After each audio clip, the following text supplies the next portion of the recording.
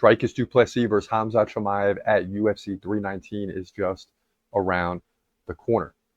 Today, we're going to get into it, and we're going to get into it in detail. First, we're going to walk you through the Q&A regarding this huge fight. What are people saying? What are people talking about? Who is going to win this huge, huge middleweight title fight where Khamzat Chimaev has been waiting years, and so have we, for this opportunity.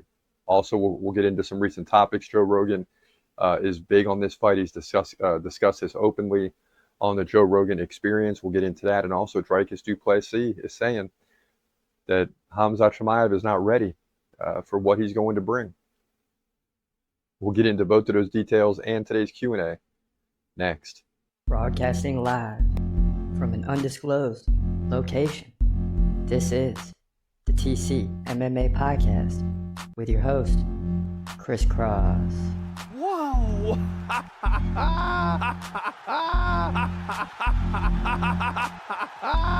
Dana White privilege. Let's go, baby! Let's go! Let's go! Let's go! Let's go, baby!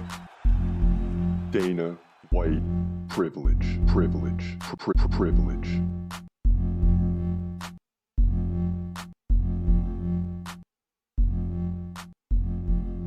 What up, what up? This is your boy Chris Cross checking in. This is the TC MMA Podcast, and we couldn't wait to get to this point where we can really start talking about Du Plessis versus Chimaev for the middleweight title at UFC 319. And we've been holding off, right? I mean, we've been waiting. We already did the preview to this fight way back when it was announced. You know how I felt throughout the years wanting this opportunity for Khamzat Chimaev because we believe that he's going to win the title and win it convincingly. It's just a matter of getting the fight set up. So we were off the rails for years. And then finally you get this big announcement and it's like, whew, we can relax, calm down, and not necessarily shy away from the topic, but we know it's coming, right? We know this fight is coming, and I mean, that's what it is. We were able to relax. And now this fight is upon us. It's about a week and a half away. We got one big fight night to get through, and then UFC 319 is going to be on full display throughout the week. I mean, people are going to be talking about this like crazy. And speaking of talking about it, Joe Rogan has already talked about this topic on the Joe Rogan Experience, saying Chimaev is magnitudes better than all other middleweights. And that's including Dricus Du Plessis, saying on the JRE, Joe Rogan Experience, Chimaev is terrifying. He does that to everybody. Everybody gets a hold. He gets a hold of. He just ragdolls. Even really elite wrestlers. It's very extraordinary. His talent is undeniable. And seeing him doing what he did to Robert Whittaker's jaw, it's like it's enough, is what Joe Rogan is saying. That's enough to see how quickly he beat Robert Whittaker. Going on, he says, I don't know if it will be any different against Du Plessis. Dricus can wrestle. He's got very good jiu-jitsu. He hits hard. And he's a big and durable dude. But I don't know if he's going to be able to wrestle with Chimaev. I don't know, man. That's what Joe Rogan is saying. And take it from one of the best who's seen everything. This is what Joe Rogan is saying. This is the guy that is commenting on the fight live, right? Not saying anything different than what I'm saying, what I've been saying. And I'm sure Joe Rogan has been feeling this way inside, but the time is finally upon us where you can really open up. And I love it. I want to hear what he has to say. No question about it. Now, Dricus Du Plessis fired back on Fox 32 Chicago, saying he doesn't see any training partner being able to mimic his style for Khamzat Chimaev. Right, saying Khamzat Chimaev can't get a training partner that will mimic Dricus Du Plessis. It's ridiculous. He said, with my style, that is a very controversial style in the UFC, unlike anything that most people have ever seen. It's only a benefit because it's proven to be effective. But then again, how do you prepare for that? How do you find somebody to mimic that? And at the end of the day, that's almost my niche. It's impossible to prepare for me because I have this unique style that, where do you find someone to mimic it? See, and that's the thing that people don't realize with Khamzat Chimaev is he's not trying to find anyone to mimic you. You got to stop him.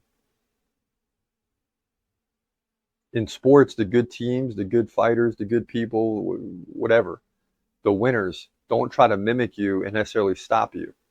There's an aspect of that too, of course, but they go into it saying, hey, you got to stop me. You got to prove that you can stop me. And that's what Khamzat Chimaev is all about. You have to prove that you can stop Khamzat Chimaev. Not that he's got to find the right training partner and all that. Yeah, Dricus Du Plessis is the champ. This is the best of the best in the middleweight division. But I'm here to tell you, Khamzat Chimaev is undeniably better.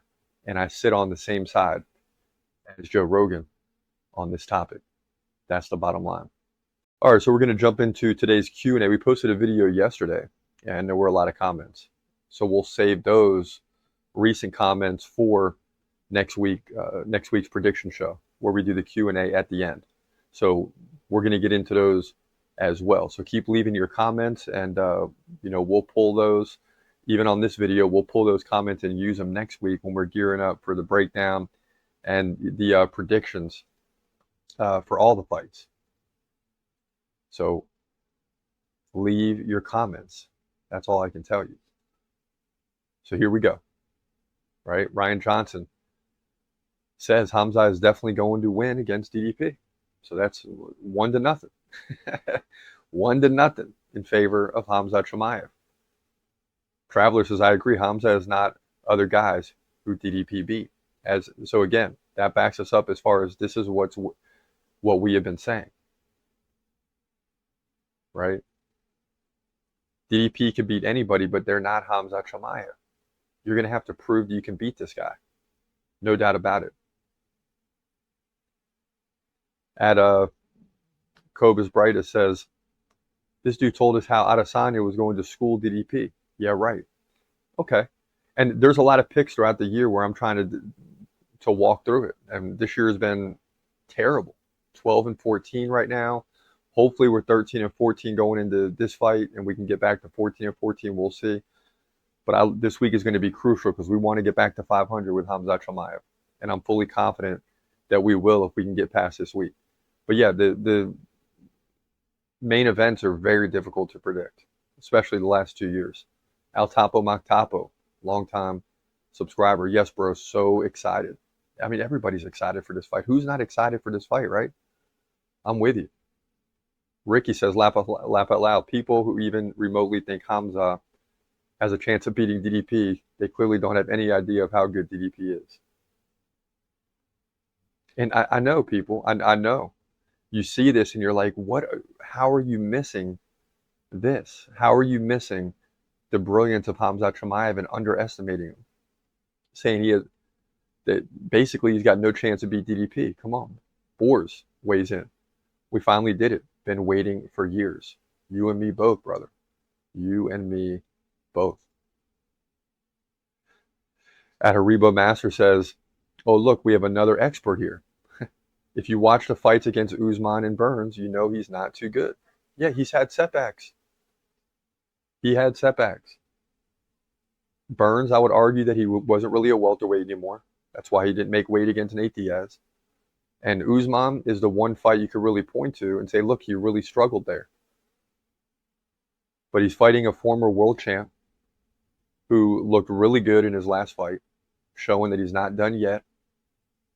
I went against him and lost that one. But then he comes in and he beats Robert Whittaker. See, and the thing is the training is different now. He's not overloading. They found, Khamzat Chimaev is, and I've seen this in sports, a guy that just overtrains, and they're not fully fresh come fight time. This is why he had to pull out of the Robert Whittaker fight the first time.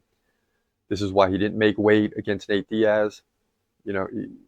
He depletes himself because he loves it so much. He overtrains. You got to curtail that. You got to bring him back down to planet Earth and say, hey, you got to be at your best on fight night. You don't have to be at your best 3 weeks before the fight. You're still getting there. You're overtraining, and calm him down. And they've seemed to have been able to do that over the last year to 2 years. So we're seeing the true Khamzat Chimaev now. And thank goodness he got through those fights. So there'll be a long, distant memory when he wins the title. Tavone says, if Chimaev is a betting underdog, I bet. And, you know, I don't have that pulled up, but I'm assuming he's got to be the favorite here. He's got to be. King Tersey, bro, you're starting to sound like you're thinking Dricus wins after everything and all the weight. You're making it seem this way. I'd like to hear another video from you explaining why you're off the Chimaev bandwagon. You're supposed to be the biggest Chimaev fan, and your videos are very insecure whether he wins lately. The Chimaev fan base is only as strong as their leader, brother. This is not criticism by any means. Just want to wake you up. We are fighting for the title in less than 3 months at that time and need you locked in. And I promise you, King Tersey, I am locked in. Now, maybe at some point I'm playing both sides and saying, you know, Dricus is really good. We got to see what's going to happen. But in the back of my mind, I'm like, Khamzat's going to run through this dude. This is like my favorite team. Like in football, I like the Dolphins. Yeah, Dolphins could be 1-15, and I believe they're going to win the last game of the season against the best team in the NFL. I mean, it doesn't matter what the situation is. If that's my team and I believe in them, and I strongly believe in Khamzat Chimaev, yeah, there's no doubt at all. We're rolling with Khamzat all day, every day. John Megan brought, it looks like. People act like Usman is trash. Laugh out loud. That's what I'm saying. Just a dominant champion. And I believe Khamzat had the same 10 days to prepare for a champion. Yeah, he wasn't supposed to fight Usman.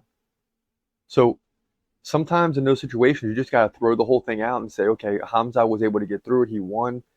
He took Usman down and dominated him after the first round. So if you watch that fight and you get to the end of the first round, you're saying, oh my goodness. He just destroyed Usman. Took him to the ground, which not many people can do, and controlled him the whole round. Then something happened and he just had to gut it out the rest of the fight. That's how I look at it. So I don't look at it as bad. I look at it as he got through it and still won. If that happens against Dricus at the end of the first round, we got a problem because it's a 5-round fight. So hopefully something like that doesn't become problematic again for Khamzat. But in a regular setting, he probably runs through Dricus in the first round. That's what I believe. But yeah, you're right on everything you're saying. Mark Crockford says, I can tell you one thing. Khamzat is not going to KO DDP. Good luck to Dricus. All right, we'll see. Hey, you might not need to KO him. The submission is just as good. King of Moen. OG says, we know what's going on, or we know what's going to happen. DDP will throw those huge looping punches, and Khamzat will time it and take him down with ease. DDP has one chance. It's a KO punch. Khamzat will dominate without a doubt. And that's how I feel. And going back to King Tersey, if there's any doubt, there's always that doubt in fighting that you can get KO'd at any time. But as far as who I believe is going to win, Khamzat is going to win. But could he get KO'd in the first minute? Of course. Anything can happen, and we'll never hear the end of it. But it is what it is. I believe Khamzat is going to win this fight 100%. Not even a question. But anything is possible in a fight. Can't discount that. Ron Resin says, wow, now I don't feel so bad for my channel. Chris, being a Khamzat fan you are, I know you're stoked, bro. I can't even explain it. And, you know, I do the fights every Saturday. And the family always says, is this a big one? Is this a big one? And some, you know, of course, when it's like UFC 318 or some pay-per-view, big pay-per-view event, yeah, this is a big week. Other weeks, fight nights, I'm like, you know, there's a couple good fights. They're all good at the end of the day. But yeah, this one, it's hard for me to explain it to anyone and say, hey, this is huge. This is the one I've been waiting for 5 years. Because they're like, yeah, you've been saying that every week for 5 years. So, but I'm stoked for this. I can't stress it enough to anyone watching. Like, for that one night, that's my number one priority. Is I just want to watch him win the title, because since we started doing this, that's the guy we said is coming from the underground. That's the guy we said. Nobody else have we said this guy is going to be a champion. For sure, for sure. Not even Ilia Topuria. I knew he was good, but he's just surprising the heck out of me now. But Khamzat, from day one, we're like, this guy, that guy's a champ. That guy, he's just on a different level. That's it. That's why I feel so strongly about what I'm saying. He's on a different level. Ben Raw, I know what time it is, my guy. Yes. Steve Piper says, I am just writing DDP checks to come cash in after DDP beats Khamzat. I hear you. So listen, there's some people that are totally against Khamzat. At Khalid says Khamzat will submit DDP in round 1. Mark Rockford responds to Khalid. I think you are underestimating DDP. Khamzat may submit him, but I seriously doubt it. And definitely not in round 1. South Africans are tough, man. Yeah, and no one's doubting how tough South Africans are. We're just trying to tell you people that are listening that Khamzat Chimaev is on a different level. All right? And what he did to Robert Whittaker was just a wake-up call to say, hey, I hope you guys are watching now. Okay? Former champ, still very tough. Lost to Reinier de Ridder by split decision, but still very good fighter. Khamzat went in there, boom, 2 minutes, you're out of there. Did what he did to the face, and it's a wrap. Okay? Reinier de Ridder didn't do that. It took 5 rounds, and it took a split decision. That's the difference. 2 minutes versus 25, and no finish. And Reinier de Ridder's like 21-2. Okay? That's how, but that just shows you how tough Robert Whittaker is, even though he lost. And Khamzat just destroyed him in like 2 minutes. It's crazy. But listen, that's how we feel, man. And we got a lot to talk about over the next week or two. So stay tuned for that. For now, this is your boy Chris Cross. Hope you have a great day. And God bless, as always. Peace.